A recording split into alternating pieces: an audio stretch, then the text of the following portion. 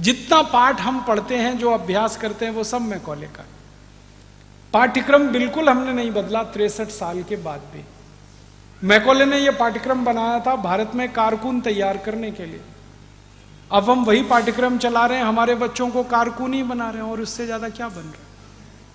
और इस मैकॉले के पाठ्यक्रम में सबसे बड़ी बुराई है कि अंग्रेजी का है पूरा, और अंग्रेजी हमारी मातृभाषा नहीं, वो विदेशी भाषा है, हमको आती नहीं है और आनी भी नहीं चाहिए।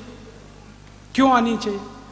हमको मराठी आनी चाहिए, संस्कृत आनी चाहिए, हिंदी आनी चाहिए, कन्नड़ आनी चाहिए, तमिल आनी चाहिए, तेलुगु आनी चाहिए। अंग्रेजी क्यों आनी चाहिए? किस अंग्रेज को हिंदी आती है जो हमको अंग्रेजी आनी चाहिए?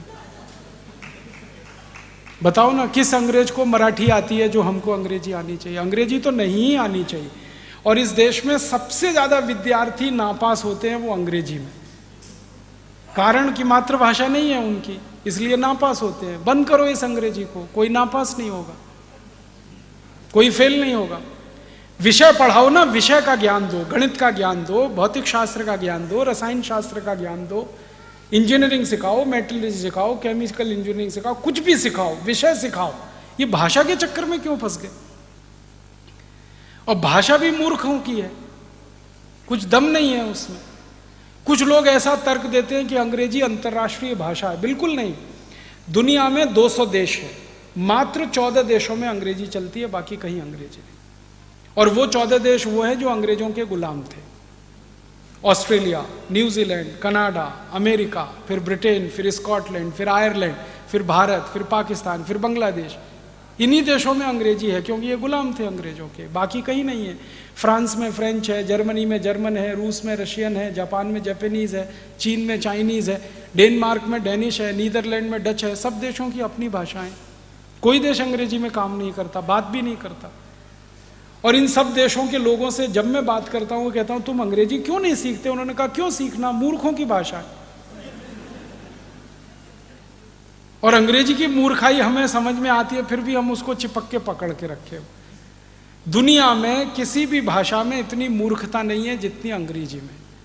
PUT put, BUT boot, BUT but, PUT पट, सीयूटी कट है, बीयूटी बट है, तो पीयूटी पट होना चाहिए कि नहीं? और अगर पीयूटी पुट है तो बीयूटी बुट, सीयूटी कुट होना चाहिए। कुछ और छोरी नहीं है, इतनी मूर्खता की भाषा। अंग्रेजी की मूर्खाई क्या है? एक जगह CH होता है का, और एक जगह CH होता है चा।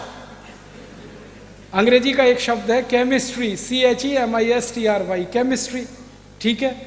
तो चोपड़ा, CHOPARA, चोपड़ा, तो यहां कोपड़ा होना चाहिए।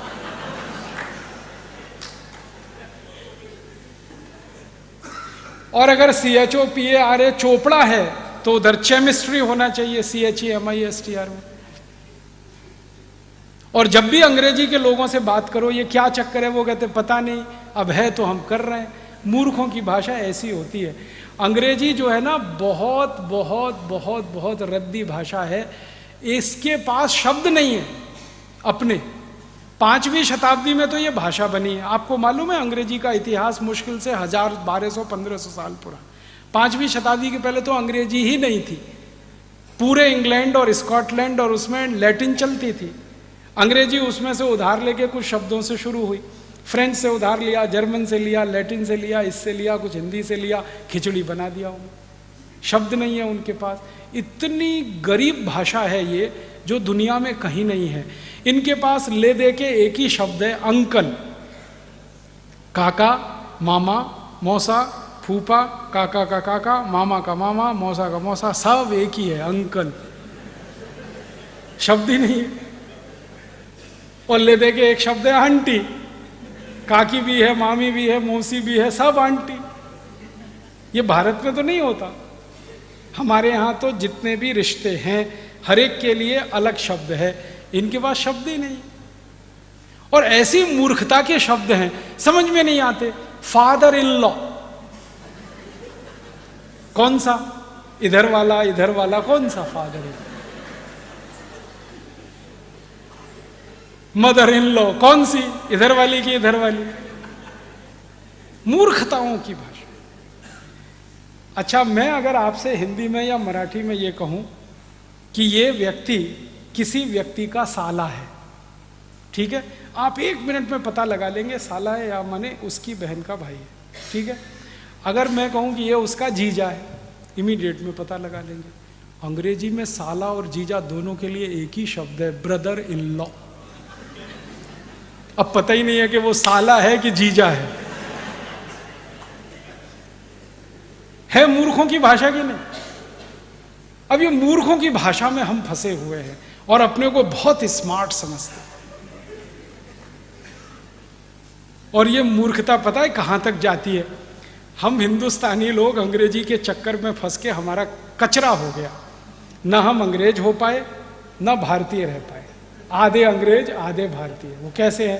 किसी के घर में जाओ तो पिताजी का नाम रामदयाल, माताजी का नाम गायत्री देवी, बेटे का नाम टिंकू। अब मैं पूछता हूं ये रामदयाल और गायत्री देवी का टिंकू कहां से आया?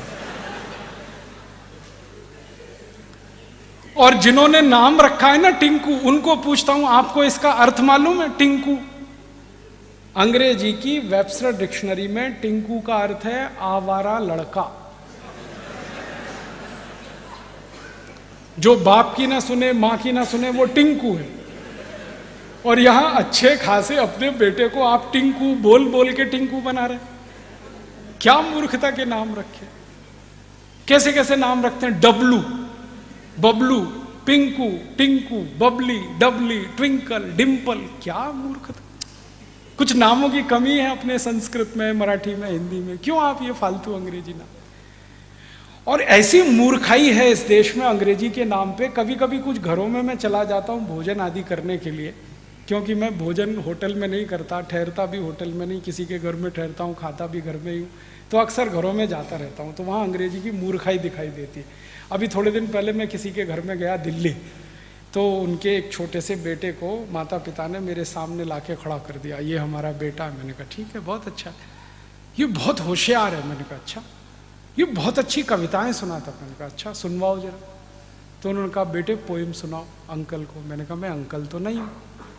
कहने लगे फिर क्या है? मैंने कहा काका बना लो, मामा बना लो, कुछ बना लो, अंकल तो नहीं हूँ। जो सुविधा है बना लो, मामा बना लो, काका बना लो, कुछ कर लो। तो फिर बच्चे ने कविता सुनाना शुरू किया। Rain rain go away come again another day little baby wants to play. मैंने बच्चे को पूछा तुमको अर्थ मालूम है इस कविता का? नहीं मालूम। क्यों सीखा? मम्मा ने सिखाया। मम्मा को पूछा आपको अर्थ मालूम है? नहीं मालूम। क्यों सिखाया? उसके टीचर ने सिखाया। टीचर को फोन लगाया, आपको अर्थ मालूम है इस कविता का? नहीं मालूम। किसने सिखाया? हमारे टीचर ने सिखाया। अब मूर्खों के मूर्ख कविता सिखा रहे हैं, rain rain go away come again another day. फिर मैंने उस बच्चे को समझाया इस कविता का अर्थ है बारिश बारिश तुम चली जाओ, यहाँ मत आओ क्योंकि मुझे खेलना। अब भारत के बच्चे ये कविताएं गाएं, बारिश बारिश तुम चली जाओ यहाँ मत आओ, और करोड़ों बच्चे ये कविताएं गाएं, भगवान ने सुन ली तो?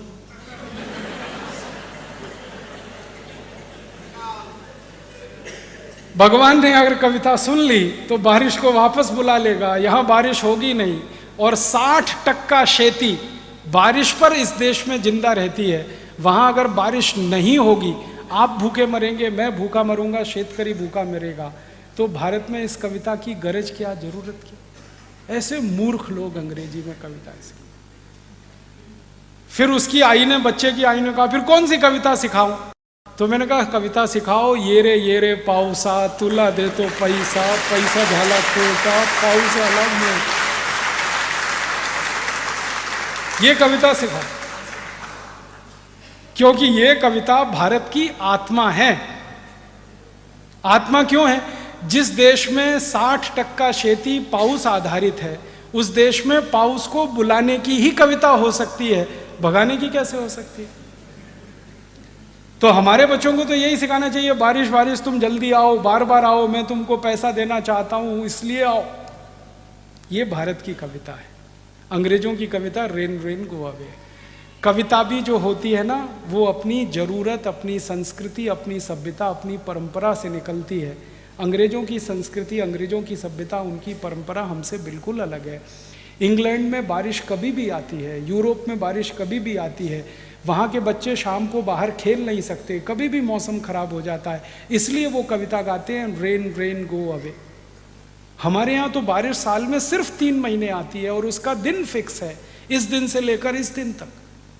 तो हम कैसे गा सकते हैं रेन रेन गो अवे? और बारिश का समय जब निश्चित है और बारिश पर पूरे देश की अर्थव्यवस्था निश्चित है, तभी इस देश में बारिश आधारित बहुत सारे साहित्य लिखे गए हैं, बहुत सारी किताबें लिखी गई हैं। हमारे देश में महाकवि कालिदास ने जो मेघों का वर्णन किया है और उसमें से जो उस उत्साह उत्पन्न होता है सुनकर बोलकर, वो हमारी संस्कृति का हिस्सा है, क्योंकि जरूरत है हमारी। महाकवि कालिदास इंग्लैंड में नहीं हो सकते, जो मेघों का इतना सुंदर वर्णन कर सकते हैं, वो जरूरत है हमारी। तो हम तो हमारी जरूरत सभ्यता संस्कृति परंपरा में से लेंगे, अंग्रेजों की सभ्यता संस्कृति परंपरा से हमारी जरूरत पूरी नहीं। तो इस अंग्रेजियत को छोड़िए, आप भाषा को छोड़िए। अंग्रेजों को आपने छोड़ दिया, इस भाषा को क्यों पकड़ के रखा है? अपनी जिंदगी से निकालिए इसको।